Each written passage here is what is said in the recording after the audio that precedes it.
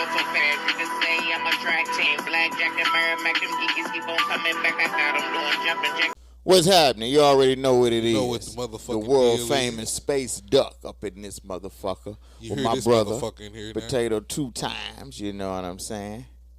And we are the world famous podcast, Duck&Potato TV. Hey man, let me tell you something. Give us a hand, give us a hand, give us a hand. Yes, that's right. But the handshake that changed podcasting forever. Must take place. It must take place between the superpowers. The superpowers.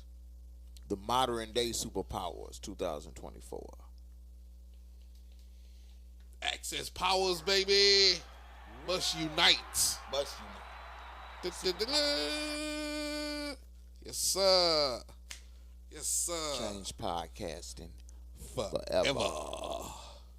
That's right, my nigga. What you want to start off with today, man? What's the first topic, bro? Start off with my nigga Klay Thompson to the Dallas Mavericks. Give him a hand, give him a hand, give him a hand. Shout out to Klay Thompson. For sure. He signed a 3-year, $50 million deal with Dallas. Took less than the Warriors, but it's the principle of it. And I understand where he's coming from. I didn't put in much work. Don't nobody want to put in work and feel like they ain't appreciated. Sooner or later, you look up like, man, I've been doing all this. Motherfucker, fuck that shit. It ain't even about the money at this point. So, shout out to Klay. If Klay, Kyrie, and Luka come in healthy and can stay healthy next year, they are probably my favorite to go back and repeat in the NBA Finals in the West and possibly win it, you know, because Klay got a chip on his shoulder, and he definitely trying to show you what it is. Because at the end of the day, you lose athleticism, but you don't lose skill, and you don't lose that shot. You unless your hand break off, you don't lose that shot. So shout out to Klay Thompson, you know what I'm saying? Shout out to the Dallas Mavericks, a big move maker. Let's talk about the big idiots. The big idiots. And that we know them as the LA Clippers. Well, hold on. Let me Imbeciles. Go ahead. Oh, what do you think about the Dallas trade? Yeah, go ahead. We got so much to talk about. Go ahead. What's your comment on that Dallas? This is what I got to say. I'm proud of Klay. I think the move was necessary for him and for Golden State. I think Golden State's viewpoint is, look, last time we had to go to negotiations, we paid you for your services at that time. We're looking at the future, and we're looking to rebuild. In most dynasties, when they rebuild, one of the things that got to go is one of your major players. One of your major assets got to go in order to bring in some new peoples. Now, it's unfortunate that they decided for Klay, because it just further proves how stupid that the team really is at this point in juncture. I mean, they really are. Should they have kept Klay? Yeah. They should have kept him. There's some type of negotiation. But am I surprised? No. I look at it not personal, but from an analytical point of view. Like you say, now, is the move to Dallas good for Dallas? Yeah. Because what they needed was a wing. They needed a set shooter. They needed that third. It's hard nowadays for any duo to bring a championship to their city. You know, I think that was the 90s. Nowadays, it's trios. You need a strong 3. And Klay will give them that strong 3 because, I mean, Luka's going to do most of the grunt work. You know what I'm saying? Kyrie will back him up, and you'll have Klay over there in the wing. So he'll get you them extra 3-pointers. You know what I'm saying? He'll keep the defense kind of off balance, and it'll give Luka more opportunities to get them open shots and do his job. Klay scored 60 in 3 quarters. And y'all got to remember, you're working off of Luka's motor. What is Luka now? 27, 26, somewhere in there? Somewhere up in there. So he's working off the young man motor. He don't have to do as much. Mm-hmm. Now, what does that say for the Warriors? It says, well, that's the end of their dynasties. Bye-bye. Bye-bye. You look at them in the rear view when you packed your clothes in the back of the car. And they lucky to be an AC. You know what I'm saying? Yeah, I don't think they're gonna be contenders at all. They'll be lucky to have be above 500. Steph gonna hit a whole lot of threes, and I think in the next 3 years he'll probably request a trade to Charlotte if shit don't get better. Cause you know he always had a dream. He grew up in Charlotte most of his life. That's what Daddy played. Yeah, no, that. And he always had a dream to play for the Hornets. So give him about 2 or 3 more years of fucking up in Golden State. He'll be out of there. Yeah, Golden State had their fun, man. They're going through a rebuild. It's going to take probably a good 4 or 5 seasons before you see anything promising. Because, I mean, look at all the trades that's happened the last 5 years. So with that being said, now what was you asked about the Clippers? What was you gonna say about the Clippers? But before that, and what it is, bottom line, they chose. Sometimes you gotta choose. It's me and him. And they chose Dre over Clay, and it was one of the dumbest. It'll probably bury their franchise. Now, what was you saying? Yeah, that's true. Oh, the Clippers made the dumbest. The Clippers had Shai Gilgeous-Alexander.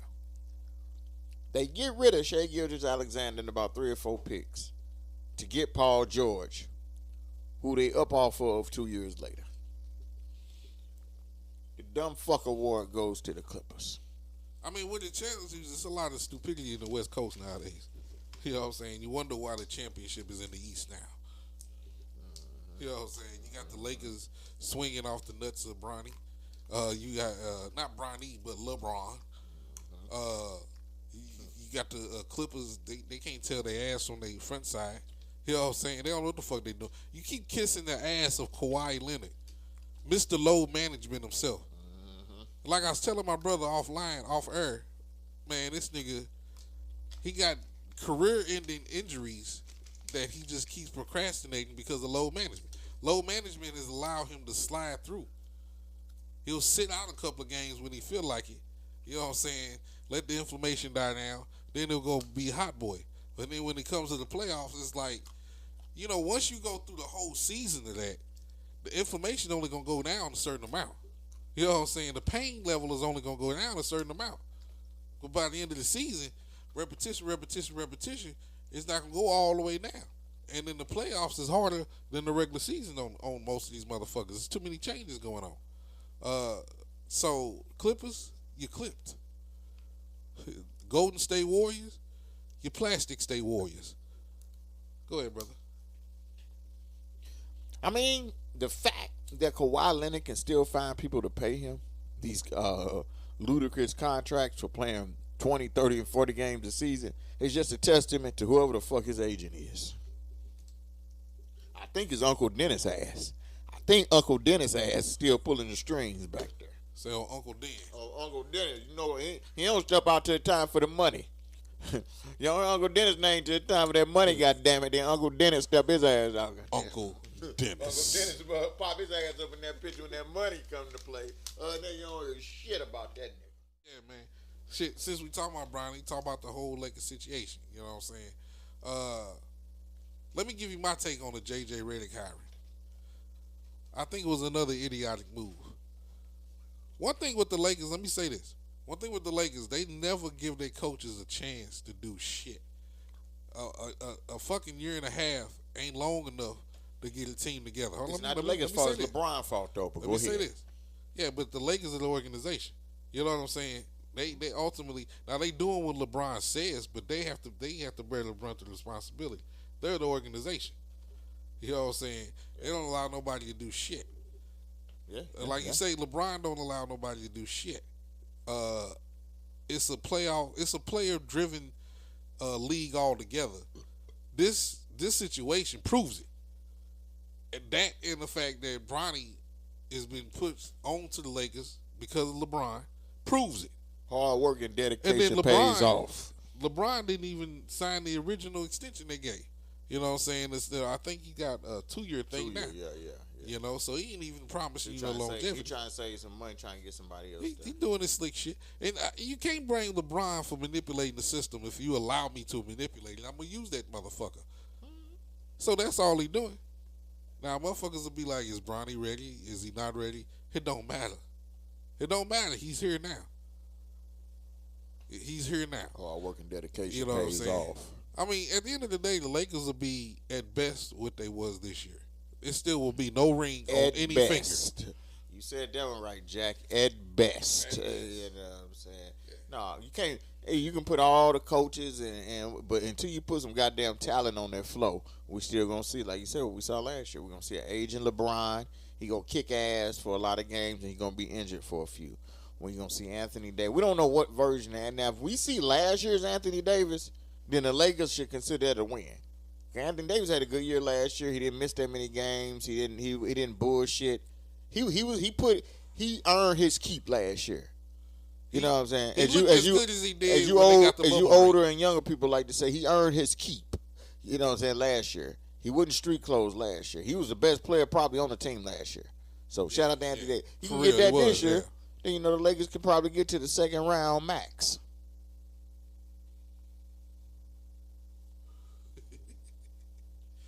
Yeah, that's funny. But hey, do you think they're gonna win that tournament again? Who cares? He give a fuck about that. Rich nigga in St. Louis is here. The rich nigga in St. Louis. St. Louis got the money. Jason Tatum, $315 million, the biggest contract in NBA Honest history. take on Mr. Bronny James. Hard work and dedication pays off. I see a young man that's smart. I mean, common sense tell you he'll never be his father. But I've been saying since the start, Bronny's gonna work out. So I've been saying When you say work out, what do you mean? He gonna be an effective NBA player. I see him as a 16-10 guy. Next year? I see him not next year, maybe in about 2 years. I think he got to get acclimated, but I don't think it's gonna take him long. Because let me tell you something. He only 6'2", but he's an athletic 6'2". He's 6'1". Go ahead. Oh, he's athletic 6'1". That motherfucker can jump his ass through that gym. And he got a nice shot. He got a better shot than LeBron on him, from what I've seen. Now, we got to see him in live game action. But from what I've seen, I think he's going to work out. I just, people got to realize, man, this dude had a heart condition, man. I have the talent to compete with these guys out here. Nigga, I just had my heart just stopped. And you motherfuckers want me to jump back in and score 30 in the goddamn college? Fuck you. So shout out to Bronny James. I knew he was a real nigga when I saw him hit that blunt. I said, yeah, this is a real one. You know what I'm saying? I done had LeBron and Bronny James back since the start. You already know that. And I still got his motherfucking back. Bronny James is going to turn into his career. He's going to be about a 16-10 guy. Bronny James is going to be a great point guard for a team. He's going to be a textbook point guard for a team. I see him maybe about 4. He ain't going to be no perennial all-star. I give him about 3 or 4 over his career, 3 or 4. Now, this is barring any injuries. So hold on. Let me ask you a question. So you say 16 and 10. You talking about 10 assists, 10 rebounds? 10 assists. Okay. 16 points, 10 assists. So he'll get the fast track of training that'll take him to be a decent player. You know what I'm saying? Will I think he'd be a superstar? No. Will I think he'd be a star? He could possibly be a star because he got the James genes. One thing about Bronny, you can't count him out because he's still growing. He only 19. He liable to shoot up another 3, 4, 5 inch. He might pull a Giannis. You know what I'm saying? So his potential is endless. Am I a fan of everybody jumping from pro or 1 year into the college and then all of a sudden? I'm not a fan of that as a person. Do I see the exception in this situation? Yeah. Am I mad at LeBron for pulling his son on his squad? Not at all. I got a son at home the same age. If I was a pro athlete and I can get my nigga in, ain't no question. I'd get him in. Nepotism is real. You know what I'm saying? People do it all the time. Everybody that bitches about it, it's like nepotism has been part of sports since sports was sports. Half of these NBA players' sons are in the league because their daddy got them in there. Look at all them NFL coaches whose sons in the league who never played a snap. Man, look at Tim Hardaway Jr. Look at Walter Payton II.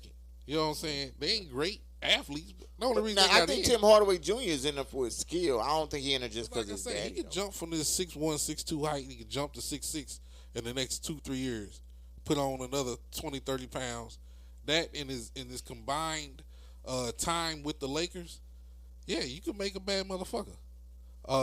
Will his heart condition affect him long term? It hasn't seemed to affect him at this point. I think something would have came up by now. He seems like a healthy young man. He's got a good build for a 6'1". He's not a scrawny dude. No, he ain't no scrawny. You know what I'm saying? He do what he got, 48 inch vertical. Yeah, so he got them Jordan verticals. Yeah. So the potential's there. Shout out to the New York Knicks. They signed OG Anunoby. So that's a nice one. And they got what's the little nigga name? Mikal Bridges. So that make a little difference. Definitely won't make as big a difference as people think, but it will make a little difference. Long Jalen Brunson healthy though, I think New York gonna be in the mix for a long time to come. They got to continue to work Mikal on Bridges that is cool though. Yeah. He's a good player. I'm not saying he's bad, but they still need a little bit more. They need another They superstar. need another over there. superstar. Yeah. That's not enough to say, oh, we're here now. Right. Because everything right now with the Knicks is based off of the engine of Jalen Brunson. Something too. Stephen A. Smith. Oh, and I got an important message for y'all when my brother done. Stephen A. Smith, I've been defending your punk ass for years. I'm tired of your shit, motherfucker. Oh shit! Yes, sir. Hold up. I'm tired of your shit, nigga. Get started. Let me go get me. I'm thirsty. I need me some juice. Let me tell you something, Stephen A. Goddamn Smith. You son of a bitch. Let me tell you something, nigga. You was a motherfucking hater. You a consistent hater. Stephen A., you a consistent hater. I tried to defend you, nigga. I tried to defend you. All the naysayers, all the shit talking. I'm like, I defended you in your college career. I defended you against Shitlock. I defended a lot of shit, man. But I'm tired of you going after motherfuckers for no goddamn reason. You stir up shit for no reason. First of all, you ain't had to say shit about O.J. Simpson. Let the man rest in peace. He did nothing to you. You know what I'm saying? The man was acquitted of all charges. Everybody seemed to forget that shit. Stephen A., why even bring the man up? All you have to do when O.J. passed is maybe mention his collegiate career, mention that you mentioned the highlighted things in his career, his acting job, his sports correspondence, and yeah, he went to trial. And you say rest in peace. You ain't got to have no extra commentary about it. And then other thing too, motherfucker, why you hating on Will Smith? Will Smith ain't did shit to you. You go on this commentary talking about Will Smith does Will Smith owe the black community apology because he slapped Chris Rock. Man, fuck that shit. He don't owe nobody no shit. You know what I'm saying? First of all, like my brother pointed out, if y'all watch our YouTube shorts, the whole thing has been done before, 50 years before. So it was a goddamn setup. Even if it wasn't a setup, and the man lost his temper, went on stage and pimp slapped another grown man, what the fuck that got to do with you, Stephen A? Leave people alone. Then you try to wish all kind of negativity upon the new Bad Boys movie and shit, talking about it'll probably flop. It didn't flop, motherfuckers. It's the number one movie in the country. You bitch ass nigga. I see why everybody on you. I tried to defend you. You have lost. You have lost another defender. So now I'm calling you out, you bitch ass nigga. You tickle me Elmo looking ass motherfucker. You motherfucking big forehead ass bitch. You horse face donkey nut hoe. I'm done. I mean, yeah, I don't think Stephen A. should have won it, OJ. R.I.P. to OJ. OJ, look. Hey, leave OJ let me the tell fuck you alone, something. man. The man's 70 years old. That shit, man, the nigga was found not guilty. I'm sorry, go ahead, man. Yeah, I mean, like I said, we leave everything else in the hand of the judges, juries, and stuff, and he was found not guilty. So Stephen A., I mean, you got to accept that that was wrong. For one, OJ's a black man. Regardless what you think of him, for you to attack a dead black man over something that he was found innocent for, but you think some other way. And we all know Stephen A. is a plan. He's put in to say this stuff. You can't get too pro-black. You know what I'm saying? Every now and then you got to throw some shade. So, everybody know what I think of Stephen A. Hey, that documentary coming soon on your ass play. I'm voting Sexy Red for president. How about that? Who we had on Shout time? out to St. Louis. We wherever we want to be. We run this station, Playboy. My boy run for president, but he too lazy. He got all the tools. He too lazy, though. Yeah, I don't know who you addressing. But, Talking about you, nigga. You. Nigga, you already got your look. Throw them slacks on. Throw them dockers on, nigga. Put you one of them button down on. I can see you doing. I mean, you got some vices you need to get rid of, but don't we all? don't put me in the mix, Playboy. Man, you the perfect nigga for. You want me to tell you why? Because you know your history. See, you got to know your history to be a president because you're only going to go as far as your history has taken you. If you don't know your history, you don't know where to go. First of all, people like me, when they put us in positions of power, we tend to get assassinated at a young age. You know what I'm saying? That's back in the day. Ain't that far back. You know what I'm saying? They put you up just to put you down. You know what I'm saying? That's what they do with people like us. Secondly, we all know that the president isn't the real power. He's just a figurehead for the real powers that be. That's on an international level. You know what I'm saying? Everybody looking at stuff locally. You clean that all this stuff. Hold on. All this stuff, and then thirdly, all the presidents, if you really know your history, they all related. Then they all can trace their lineage back to the royal family in Europe. Bro, Davis, that last all of them are related to the royal family in Europe. Common as a slice So of bread. so if they don't see you in the lineage somewhere, they're not going to allow you to be president. They already know who's gonna win. See, they want you to think that you voting for somebody. They already picked out their presidents. But do your history, do your own Googles, do your own research. You'll figure this shit out for yourself. You know what I'm saying? And maybe I'll do a documentary on this. So I can break you guys off with some more truths. You don't believe me? Look it up. Every president that's been president, they all related. They all cousins somewhere along the line, including Barack. On his white side, on his mom's side of the family, he's related to all them other people. A couple of them vice presidents, too. Trump ain't no different. Trump and Biden are related. They want y'all to think, oh, it's some big difference between the two. No, they use that to polarize the population. Go ahead, bro. In the comments, if y'all want Potato 2-time to run for president, put it down in there. We're gonna get this campaign going. Duck and Potato, the best podcast in the world. Real quickly, did you see Snoop run that 200 meters in the track? I saw some clips of it. Yeah, that shit was funny. Boy. Hey, shouts out to Snoop, man. Shouts out to Snoop. All the blunts he smoked to be able to do that. That's an accomplishment for that man. To get out there 50-something years old and run that whole track. Yeah, he ran that whole track from start to finish. Shout out to Snoop. Duck and Potato, y'all. Keep a lookout. One love, God bless. We out. Love y'all.